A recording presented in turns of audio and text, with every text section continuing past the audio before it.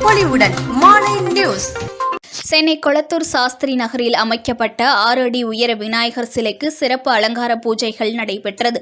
இதனைத் தொடர்ந்து சமபந்தி அன்னதானத்தை மாவட்ட செயலாளர் மனோகர் அவர்கள் துவங்கி வைத்தார்.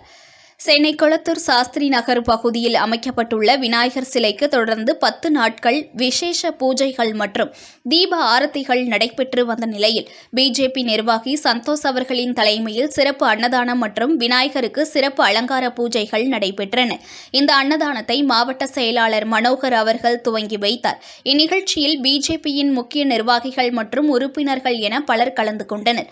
இதைத் தொடர்ந்து சந்தோஷ் அவர்களின் தலைமையிலும் அவருடைய நண்பர்கள் தலைமையிலும் விநாயகர் சிலை அமைக்கப்பட்டு விநாயகருக்கு சிறப்பு பூஜைகள், வழிபாடுகள், கச்சேரிகள் என பல்வேறு நிகழ்ச்சிகள் நடத்தப்பட்டு வருகிறது.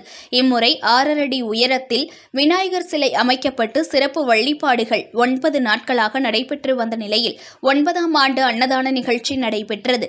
இதில் அப்பகுதியில் உள்ள 100க்கும் மேற்பட்ட மக்கள் அன்னதானத்தில் கலந்து கொண்டு சிறப்பித்தனர். புத்தம் புது பொலிவுடன் மாலை நியூஸ்.